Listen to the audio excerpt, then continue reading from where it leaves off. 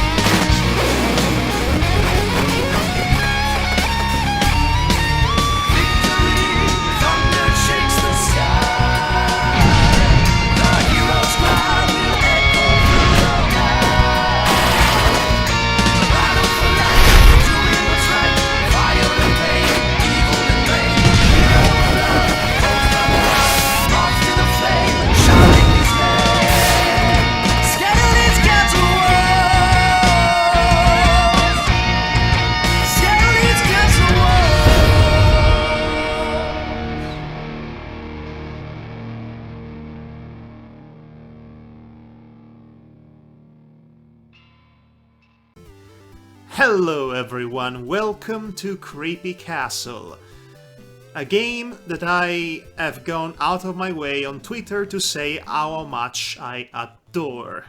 And make no mistake, I absolutely, utterly, unabashedly and unapologetically mark out for this game. I love it! If I had played this game in 2016 when it came out, this would have been the game of the year for me. But since this game was criminally underrated and very few people have actually played it, you won't see this game popping out in many top 10 lists as far as that year was concerned, which is too bad. Anyway, I am your host Madhog Master, and I am joined by my eternal companion Devar Arkvaron. Hey, when you said there was a creepy castle and there were some great things in it, I had to come see it and back up my comrade and friend in arms.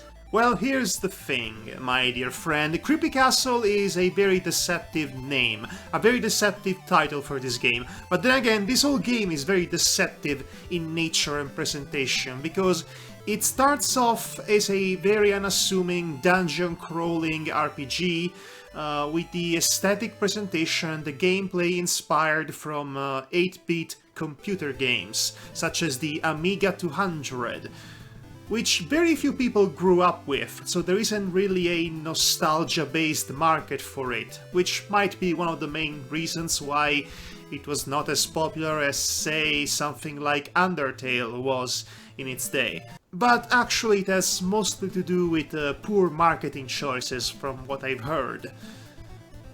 Regardless, I am here to showcase to you the true magnificence that this game is. For me, at least. It's going to be hard to properly showcase that without indulging into spoilers, because I really want people to purchase this game and play it for themselves, so I'm going to avoid spoilers in that regard, but one of the main reasons this game is so good is because of spoiler-related reasons. The best kind of reasons. Yes. So anyway, let's navigate the menu screen. Let's see what we got. Let's see what we got here then. We have settings, display, vault. Okay. I mean, display is very self-explanatory. Access mode is to make the game easier for you, so we're not going to touch this because we want our game hard and challenging. Of course. Speedrun mode is self-explanatory. It has a timer, essentially. Yep. Music. The music and the soundtrack as a whole in this game is very good as well. All chip tunes of 8-bit goodness, aside from one very specific song that you can hear in the animated trailer that was made for this game. You gotta love the 8-bit music when I hear it. Anyway. Vibration on? If you play with a controller, which I don't have a very specific controller that this game wants me to use. Here we have a display here. Okay. Oh, this is nice. This is to choose the very specific kind of color palette you want to use for your game. Or the style of the border, as you can see, where the HPs appear. Very classy, some of these borders. There is a lot of attention to details and a lot of content as a whole that was put into this game. So we have three kinds of movement for your character on screen. One is the classic 8 pixel, in which the movement is basically one frame of animation at a time. Yeah. There is a smooth H and a smooth HB, which is what we're going for because it's easier on the eye. This is the option for selecting the color palette of the game. Right. You want it juicy, vivacity. Oh, wait, muted. Vivacity! I have to say it like that. Pastel, Gamibro, Entertainment System, Noir, Sundown, nice. Minus World 1, Minus World 2, Glorious DOS, Fall, DOS. Cotton Candy Dreamland, and Normal. Okay. Normal is good. Anyway. Yeah, normal's good. What's really great about this game, and this I'm going to spoil to you, is that Creepy Castle, the titular Creepy Castle, is not the entire game. It is barely the very first scenario. Out of this many. That's a lot of scenarios. Because here's the thing. Like I said before, this game begins as a homage to 8-bit computer games, dungeon-crawling RPG fantasy adventures. Yeah. As soon as that scenario ends, it reveals itself to be a much larger, sprawling narrative that takes us to the edge of space itself. For example, Due Exaltation, you play as an alien cyborg Ant Queen by the name of Ant Queen, whom is going around in space, punching evil in the face.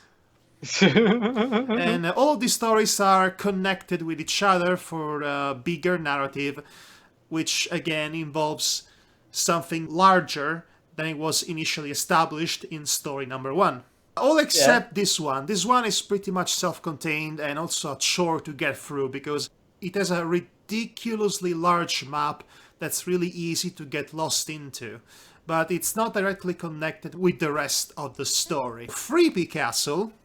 Essentially, it's a free mode for scenario number 1 of Creepy Castle, in which you get to play as an unlocked character, as opposed to the character that was intended to be played as in the Creepy Castle game.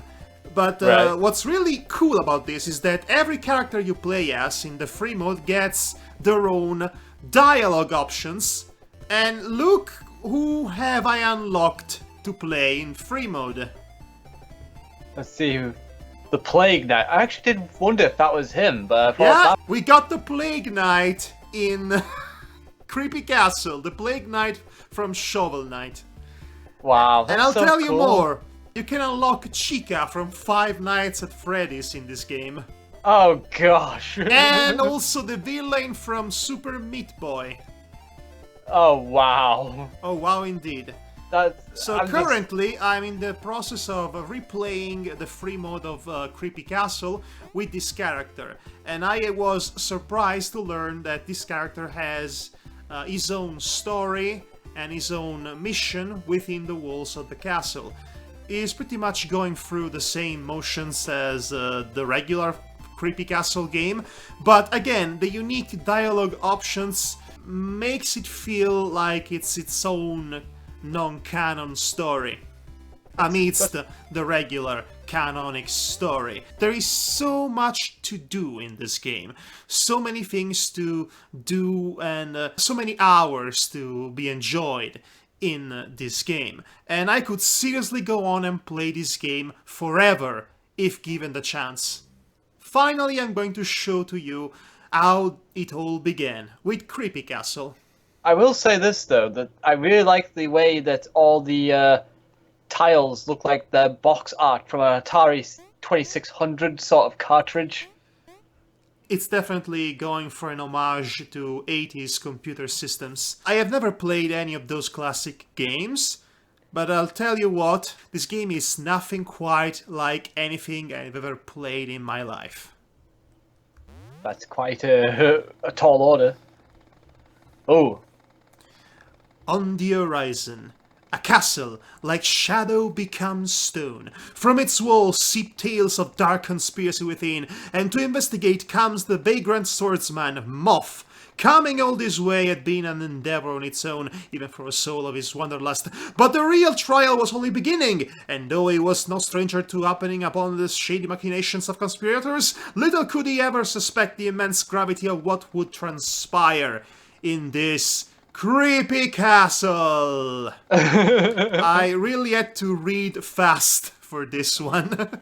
Yes, I noticed. It's like... Okay, so one of the weakest points about this game is that, well, the main character here is a moth by the name of Moth. This looks like a training ground. Use your confirm button to read the signs and brush up on your know-how. There is a butterfly character named Butterfly. There is an Ant Queen character named Ant Queen. You start to see the problem? Yeah, they're all pretty simplistic. Imagine trying to Google for these characters' names on, Google search. Yeah, you probably won't get much. Also, the name Creepy Castle is rather generic and uninformative. If you're trying to look for this game, you have to really input very precise information, very precise names. It would help to input the name of the development team, Doptera. Yeah. Which, Doptera, incidentally, is also the name of the planet. Anyway, this planet populated by bug people, as you can see. Action command. You can always use the next and previous item buttons to highlight your action command, depending on context. This is used to attack, open chests, save, and more. I really like it already, just because it takes me back to the days I used to play this on the Atari. Die! Okay, actually, nobody dies in this game. Even if you see enemies explode, it is confirmed visually that they don't actually die, because you see characters you defeat coming on later on in the game. Right, let's get going. Oh, we have a chest here. It's a key. Oh, I thought it was a bugle or something, like a musical instrument. No, it's a key. Okay, then. Who am I to judge?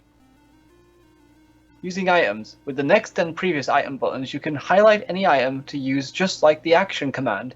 Keys open doors, foodstuffs, not footstuffs, heal, HP, and etc.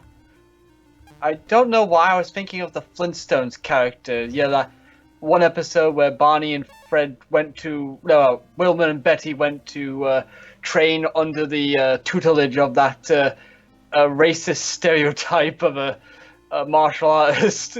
That's very interesting that you're talking about the Flintstones right now. Anyway, okay, sometimes to get... Falling. Yeah, falling. Okay, so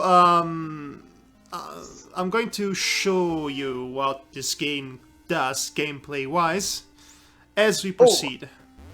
It's very cute, the animation of him just falling and hitting the ground.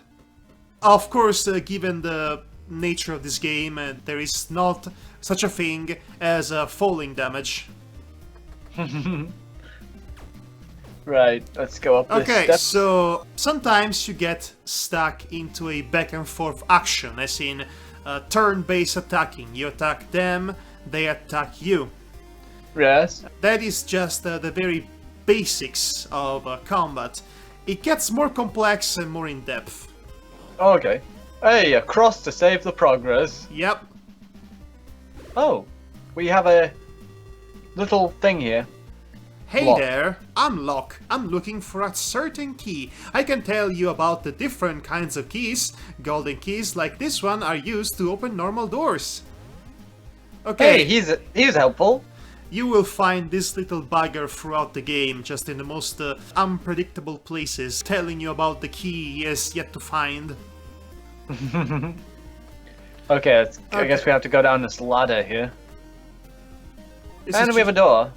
This is just showing you the basics of the game so far. Right. Now, this game is much more fun to play than it is to show to people, to be honest. You might not think much of it, just seeing it as it is now, but you have to trust me on my word that this game is so much fun to play. And it's very addicting too. I'll take your word on that one. I was was right. right to come here. For who knows how long, I have wasted my time stumbling through the night in hunt of a shadow. But no more! I shall remain right here at the crossroads of fate, poised to strike. Something big is brewing here, and I intend to stir the pot. For years, I have subsisted on rage alone, often with nary a trace of my mark. Yet, in the mere days since my arrival, multiple potential leads have presented themselves to me. All I have to do now is pace myself. I shall work towards my new master's ambition, but I must never forget why I am really here. Yes, why I'm really here. I'm Okay. really here to get myself some cookies and a nice book to read. Okay. Later. I love that the story is communicated to us through various textbooks you come across in the game. Only for the game to actually drop the facade and have us actually eventually experience the story through cutscenes. So it starts off looking like and feeling like something, and then it organically becomes something bigger than that. Like I said before. Yeah, I guess that's one of the few things this game is probably good for. It basically makes you think one thing, but then Oh, it this gives is you great. something else. Food Operator's Manual. A long day's work will often leave the body wearied. Thankfully, when we lose our stamina, there is a solution to exhaustion: the consumption of food. Yeah, I mean, I feel tired, I just shove an ice cream down my throat, and suddenly I'm A-okay. Different foods will restore stamina to varying degrees. The extent of a foodstuff's restorative capability is conveyed at the top of the screen, to the right of your level. When a foodstuff is selected. To consume a foodstuff, press your action button when the appropriate foodstuff is selected. Place the food in your mouth and begin the mastication process, using your mandibular function, teeth and tongue, to exert force and crush your food. Like the image, Chew. as shown in the image. When the food is well ground and sufficiently lubricated with saliva, commence swallowing by relaxing your throat muscles, opening up your sphincter and moving the chewed food to the back of your mouth with your tongue. The food will then slide into the esophagus. Automated digestion will follow and nourish your body through absorption of nutrients. Between and after swallowing of foodstuff fragments, be sure to resume breathing. See Chapter 1. What not to do. Have a nice day! Signed, Poindexter. But geez, Poindexter, thanks. I'm glad we have you around to teach us these things that we Yes. honestly do not know. You need to be around when it teaches us how to climb downstairs. Let's see. Ah, yes, it's time to get familiarized with one of the many in-game puzzle events that you will have to face when you fight enemies. These various events test your reflexes as well as your strategizing. Sometimes, when fighting an enemy, a duel will be initiated. They come in quite a few flavors. Quick Draw is one such flavor. I like how they're like looking like as if, oh Romeo, oh Juliet sort of looking pose. The drawings get even better than that. Wait for the prompt, then hit the confirm button to strike first. I punch you in the face, Romeo! But don't be too antsy and hit the button before the prompt or you'll fumble and leave yourself wide open. Ha ha! And Romeo just laughed at Juliet for punching him. But also don't be too slow or you'll just be punched in the face. Oh, Juliet got punched in the face! Most of the time you will just punch each other in the face. Well, that's kind of the thing in every relationship, isn't it? Try your best. Signed, Butterfly. Okay, so not only these two texts we just read served as tutorial elements for our learning of the game, they also indirectly introduced to us two of the other main characters in this game. Poindexter and Butterfly, lovely to know. Butterfly becomes a playable character in future scenarios too. Oh, nice. Also, she has the possibly cutest relationship with Moth. Well, yeah, because they're both winged fellows. Now, seriously, this game got me to care about the relationship between a cartoon Moth and a cartoon Butterfly. Yay! That's wonderful. Hey, we have an animation. Okay. Now, here's the deal with all of this. Yeah? Okay, you might have noticed I managed to do okay and perfect at the second moment. Yeah? Okay, when you do okay, both you and your opponent gain a heart worth of damage. When you do perfect, only your opponent gains damage and loses HP. Right. Okay? When your opponent is down to 1 heart, that's when the final blow occurs. Huh. It is Okay. simple enough. Also, I just collected a cross and that got me to level 2. Yay! Crosses shall help you with experience and levels. And that's how you gain levels in this game. You collect those crosses. And, yeah, even though he leveled up with experience, he still fell flat on his face. Poor Moth. Yeah, Butterfly is the only one who doesn't fall on her face when she drops down a cliff. Maybe there's something to do with the fact that she's a butterfly. But Then yet again- Moth has wings too. Yeah, but he clearly doesn't use them as wings. He used them as a cool hero mantle. Alright. Sometimes Okay. you will have to struggle to get away from or endure an attack. Just press the left and right buttons alternately as fast as you can. This is not the way I played Hungry Hungry Hippos when I was a kid. I see. If you're too slow, there will be painful consequences. Yeah, you get your finger trapped in one of those things. Even if you take damage, don't stop struggling, or else you will take even more damage. Not more. Try More your or best. less. Right. Thanks, Butterfly. Oh no. Perfect. I'm always afraid I'm going to destroy my arrow keys doing that.